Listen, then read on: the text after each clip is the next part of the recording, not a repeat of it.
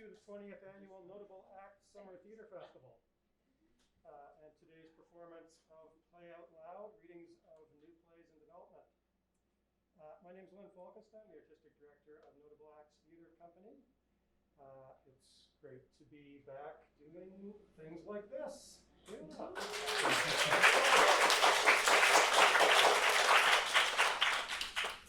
Got a few announcements to make before we begin. I'd first like to observe that the land on which we're gathered today is a traditional unceded territory of the Wolastoqey people. And as a New Brunswick company, our festival also draws participants from the lands of the Mi'kmaq and the Passamaquoddy. We have a number of people we'd like to thank for making our festival possible this year, starting with our funders and sponsors, the province of New Brunswick through the Department of Tourism, Heritage and Culture, the Government of Canada through the Department of Canadian Heritage's Building Communities through Arts and Heritage Program, the City of Fredericton, Downtown Fredericton Incorporated, and the University of New Brunswick. I would also like to thank our in-kind and venue partners, Theatre New Brunswick, UNB, Fredericton Tourism, and special thanks to our hosts for this afternoon, Chipin's Real Estate. If you'd like, this place is for lease, you know, if you'd like the looks of it. 2 floors, start your own business. So we're presenting a total of 13 New Brunswick plays at our festival this year, tonight through July the 31st. We hope that you'll see many of the others as well. Final performance of our main stage play, 81 Minutes, goes tonight. We're starting our second week, so we have many shows opening tomorrow. That would include Taking It to the Streets, the 4 winners of our 10-minute playwriting competition for this year.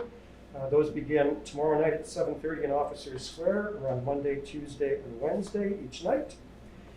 They're followed each night at 9 p.m. by a site-specific staged reading in this very room of a play called Concrete and Plaster. We also have next Thursday through Saturday at Memorial Hall acting out 2 winners of our 1-act playwriting competition for this year, and a couple more play readings next Saturday at TNB's Open Space Theatre. Many of today's performers are pulling a double or indeed triple duty at their shows, because that's how we do things in local acts. So every year we run a playwriting contest open to any resident of the province. We have 5 categories. Category for 10-minute plays, 1-act plays, site-specific plays, a middle school competition, and a high school competition. So today we're going to watch readings of the first play that we're going to see was the winner of our middle school playwriting contest, The Mushroom Prince by Chamberlain, followed by 2 plays that were selected as runners-up in our 1-act category, Limbo by Van Savoie, and Ill-Advised Capital by Sanahashna. So the reason for doing this sort of thing and having a play reading is primarily for the playwright to be able to hear the play out loud, hence our name, performed by trained actors who have rehearsed the plays and to hear it being responded to by a live audience, which is where you come in. Hearing where you laugh, where you don't laugh, where your attention is strongly there, where it's maybe not as strongly there. It allows the playwright to be able to assess the work as they continue to work on it. So today's playwrights have all worked on their scripts with our festival dramaturg, Laura Lewis. If you're not familiar with the term, yeah.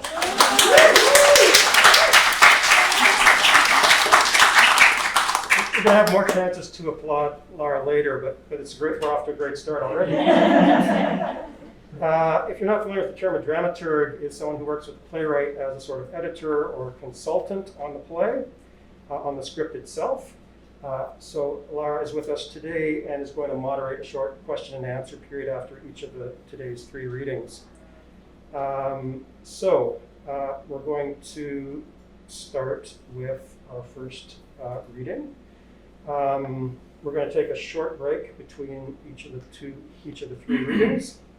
We're going to ask everyone to remain masked, apart from the performers, for the duration.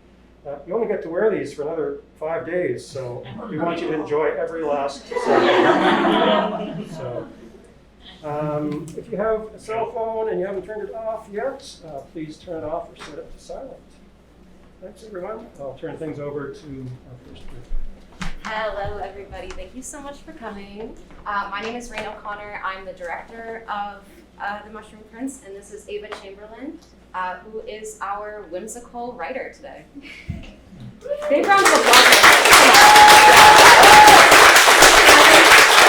What she's doing today, what she's accomplished today is like so huge, and I think this is really a celebration of her work and all of our work as young queer artists. That's something I found really important about this piece. And as a queer person myself, not having a huge opportunity to be involved in that work, this was such a welcome treat. It's really wholesome and it's really, really fun. And I'm so excited for you guys to see it. Thank you so much.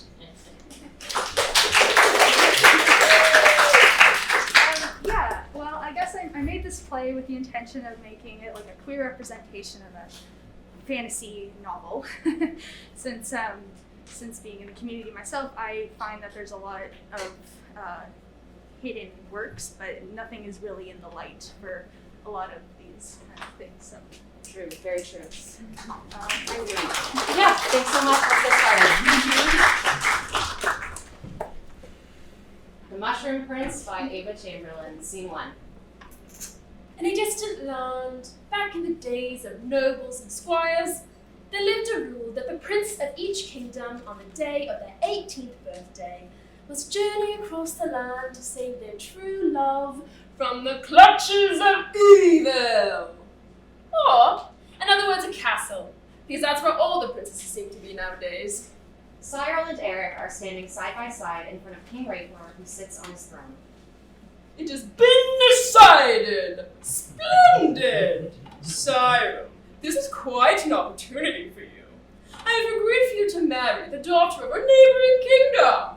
But first, of course, you are required to venture and free her from a tower, as is customary by royal law. Father, I truly do not agree. Now, Airick, my boy, you'll be accompanying Prince Cyril on his journey of indefinite peril. As his guard, understand? Of course, my king. My sword belongs to you and to Sir Cyril. Excuse me, I think I missed the part about the indefinite peril. Isn't this quite splendid? I can already see the wedding bells. That is, of course, if you make it back in one piece. Seriously, you never mentioned the indefinite peril. Now, Airick, be sure to be careful. We simply cannot lose another one of you fine soldiers. Understood, sir. What about me? You must be on your way. Joining on it would do no good. Airick nods and exits the stage, taking careful, long strides. Cyril glances back at Airick, then clumsily runs off stage. Cyril, my only wish for you is to never, please do that for me. The lights dim and Rayfore exits the stage. Scene 2, in front of a forest, Cyril walks onto stage and grabs a bag. He glances behind him off stage, then starts walking. Airick comes rushing onto stage behind him. Sir Cyril, please wait! Cyril stops and turns around. Airick runs over to him. I cannot permit you to leave without my guidance, especially when I have orders from the king to protect you and your soon-to-be wife. Listen, Airick, I know you pledged yourself to the kingdom, and blah, blah, blah, but if he's involved in your being here, I'm not interested. If you can't already tell, me and my father aren't really on the best of terms at the moment. Sir, my apologies, but I'm afraid I cannot leave you here. I have strict orders from the king that if you... Fine, if you just stop with the monologuing. But if you're sticking with me, I beg of you, stop with the Sir title. I'm just Cyril. So simply address me as that. Of course, Sir Cyril. Scene 3. Inside of the forest, Cyril and Airick are walking. You know, you don't have to have your sword drawn here. We're in a forest. Who even knows or cares that I'm here? The forces of evil can sense you? Airick suddenly rushes over in front of Cyril and points his sword at a bush. Get behind me, sir! Allow me to protect you from this menace! Cyril unenthusiastically walks around him as a leaf blows by. Oh yeah, that's the deadliest thing out there. Save me. You have made a point. If I may ask, are you positive we are going in the right direction, sir? Of course. Cyril looks down at the map to realize it was turned upside down. Cyril then turns it right side up awkwardly. They continue to walk in silence. So, where are you from? Same place as you. Right. What do you do for a living? I'm a knight. Oh, yeah. Where else? Why would you be here? Oh, excuse me. Thank you.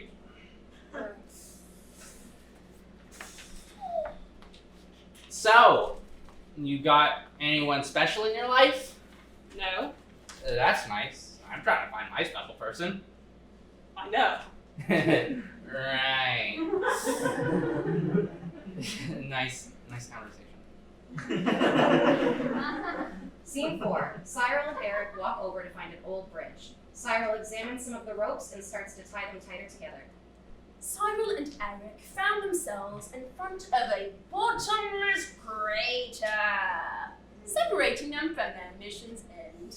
Despite this, Airick found himself in deep dread. He had never been so close with anyone, and seeing the end of this journey only reminded him of the lonely road ahead. Cyril finishes off a knot, then motions for Airick to follow him as he starts to cross the bridge. Sir, please be careful. I fear this is incredibly unsteady, and being so close to the journey's end, I cannot have you fall. Don't worry. I'm perfectly fine. And not to brag, but I've got pretty good balance. I don't doubt you, sir.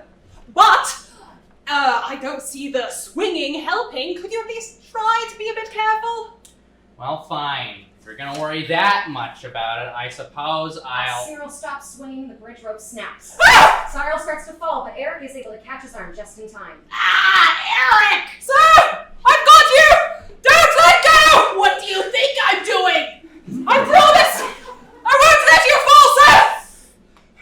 Almost there! I knew it! I knew I shouldn't have came here to fulfill my father's stupid expectations! Airick finally pulls him up onto land again.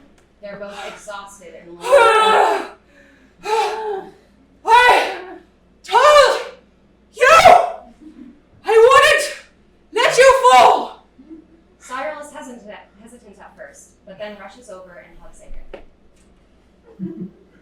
Scene 5.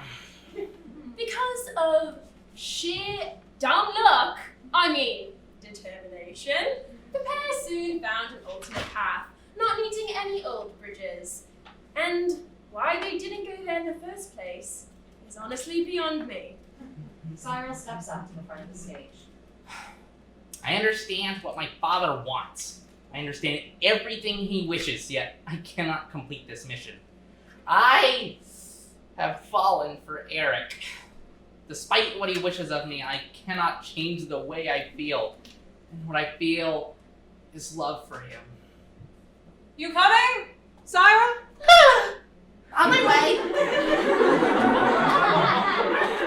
A bit dramatic there, Pod. Nonetheless, Cyril and Airick had finally made it to the tower, where Princess was undoubtedly waiting for their arrival. And pretty soon, Airick would be that awkward third wheel who is better acquainted with the groom than the bride is. Cyril runs over to Airick, and the two take a few steps and climb over a log. So Cyril, we arrived! That's fantastic. Cyril starts walking towards the tower, but looks back at Airick. Are you coming? It wouldn't be wise for me to accompany you, sir. Please, go ahead. Airick watches Cyril leap. After a few seconds, he drops his sword and sits down on the ground with his knees to his chest. Why must I feel this way? The sound of wolves growling plays. Airick looks over off stage. He grabs his sword quickly and gets into a fight-ready position. Scene 5. Cyril walks on stage calmly and looks up at the tower. Is that you, fearless prince? This isn't right. Cyril! You must make haste! I fear we are in danger! Go, sir! I will fend them off! Cyril nods and goes to climb up the tower. What am I doing? Cyril spins around and rushes over to Airick. Cyril! Hurry! You must save your true love! Cyril grabs Airick's free hand. I'm already saving him. What are you saying? This whole grand adventure, all of this was for me to save my true love from a random tower. That was all my father's plan, not mine. Listen, I love you, okay? I would rather run away from everyone here and now than go save whoever's in that tower. This is not how I expected the mission to go, but in a way, I'm relieved. I love you too. They kiss. Mwah! The sound of wolves growing plays off stage. Excuse me, what was that? Wolves. I can explain later. They run off stage hand in hand. Hello? Is anyone there? Hello? Is anyone coming? End.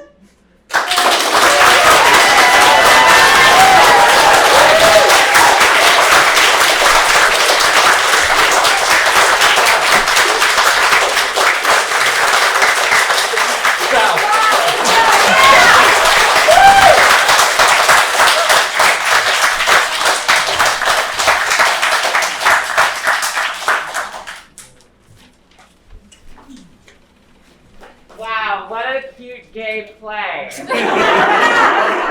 we take a second to appreciate all of the scarves on stage right now? Wow. Wow. I didn't get the scarf on my Hey, Ava, come up here. If you want, or you can sit. I don't know. I haven't done this before. Cool, I don't care. Great. Hey, it's so nice to meet you. Great. You just saw your play read. How do you feel? Good. That's a great way to feel. They did an amazing job. Didn't they? Oh, yes.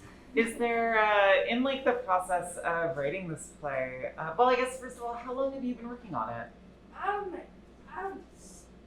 Quite a while. I've had this idea for a few months in the past.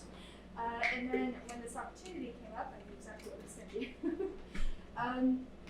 So I guess I worked on it a bit every day, and then got to my first draft, and then after that it was like, hey, I don't like that, so I'm going to change it. So, Amazing. yeah. Is there, in like the process of writing it, was there anything like unexpected that you found in making this draft? Well, a lot of inspiration. I didn't expect it to come so naturally, I guess. Mhm. For the characters, for a lot of the time, they kind of wrote themselves, and I thought that was interesting to feel. That's such a great feeling. Yeah. Do you have any questions for the audience? Like anything that you'd like to know about how they responded to it? If you don't, that's fine. I guess that they responded in the way I was hoping. the laughter, so that was nice to hear. Yeah. I know I didn't read this last draft that was just read, so it was really cool hearing it and seeing like all of the action that you put in. Like there's so many things happening. Yeah. Maybe that would be a good time to open up questions to the audience. Hi, audience. I see Sue. First of all, you are a gifted comedic dialogue writer. Oh my goodness, that's not easy. It just, everything felt like natural about that dialogue and hilarious about the dialogue. My question, absorb it. You're getting everything you needed back from this audience today. My question is, did you imagine the narrator / king / princess / sarcasm provider all as one character from the beginning? Or is that just the It was mainly the mechanics, but I Yeah. found it worked out amazingly. Yeah, because I found it, I thought it did work out amazingly, but I also thought that there was the possibility of two characters there, right? Because there's one character who was like narrator Prince King, who is sort of reinforcing the thing that you're writing against, right? The cishet fairy tale. And but then there's that beautiful little sarcastic voice that kept coming out every now and then that was sort of you editing your own work out loud, right? And I thought it worked really well with it just as one character, but I could also see if you develop this play, then becoming two characters who kind of battle behind the scenes even almost, right? Because they are coming at it from different viewpoints in a lot of ways. So yeah, cool. No, it was an excellent. Feel that a little bit too, just with casting one person in 3 roles. More, I guess, for like COVID safety and simplicity, but also because I think it's a great challenge to have to think of 3 different character voices. Yeah. And I think the use of character voices is so fun, and we don't do it enough. Yeah, and you were fantastic. I can't see you. Yeah. I'm like trying to see Let me- through the thing towards you. Thank you. Don't worry about it. Yeah. I was wondering, do you see this like going to schools or like things like that? I would love for it to go to schools. I do know that we need a bit more of it in schools. Yeah. So when I was in school, summer now. But for Pride Month, we didn't do anything. There was no mention. So I was hoping that something like this could be presented. To Yeah. students. That's such a wonderful idea. Aw. Do you have any other questions? Oh, hold on. I saw Anthony first. Hey. So fairy tales, like people don't write modern fairy tales anymore, and this is such a like beautiful like modern like today fairy tale. And this question goes for like everybody who was like involved, but mostly Eva. But like, what was the most sort of like fun thing working with like a genre like this, like going back to fairy tales to like tell a story about today? Like what was the most fun about that? I guess it was the amount that I could like emphasize everything. Yeah. So I knew immediately when I started writing that this was not going to be a serious play. Yeah. So it was easier to emphasize that with a bunch of different, I guess, fantasy icons. Yeah. I think as an actor, I could definitely speak to that as well. Like everything is so heightened all the time, and you need to be completely unafraid of being ridiculous in this genre. And I had a really, really good time playing in there. I mean, yeah, this is like a genre where basically anything is possible, right? Like where like a spinning needle thread pokes you, you go to sleep forever. It's like, yeah, of course you can do anything. It's like, it's a fairy tale. And I think it's important to start developing new fairy tales because I think a lot of people only know fairy tales through, you know, Disney movies like Snow White, Cinderella, movies like that. But I mean, why not like just write your own fairy tales for your kids to enjoy and grow up listening to? I think it's an incredibly interesting prospect. Being written 300 years ago does not a fairy tale make.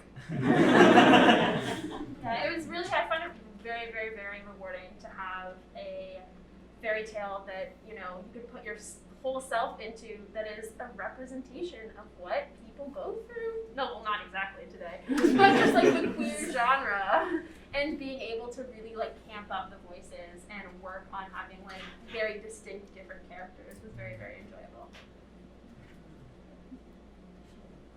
I saw another hand over there. Hi. Hello. I'm going to reiterate what Sue said about the comedic writing being great. Seems like an awesome script to be given as an actor. I was wondering if you had a favorite one-liner or joke in the play that you just where you're like, this is the best thing. I guess it was more of an interaction for me.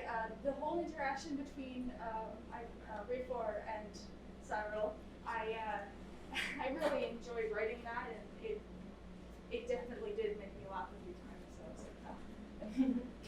I have a similar question for you. Was there anything in the process of writing this that you found really challenging? Like was there a point where you were like, oh, I just don't know how to get this to do this? It was mainly the editing for me. I didn't know how to fully, end it with a way that leaves people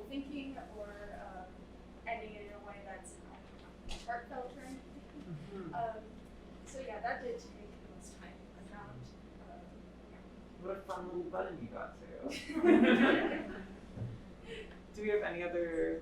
Oh, Len just gave me a thumbs up, but I saw one more hand, and that's the last one. So I know you an artist, like visual artist. Was there anything about this play, especially since the fairy tale genre, not only animated, that was like really visual, like popped out in your mind or something? Oh, that's that's a good question. There were a few moments, yes, where I could sort of see what was going to happen, and sorry.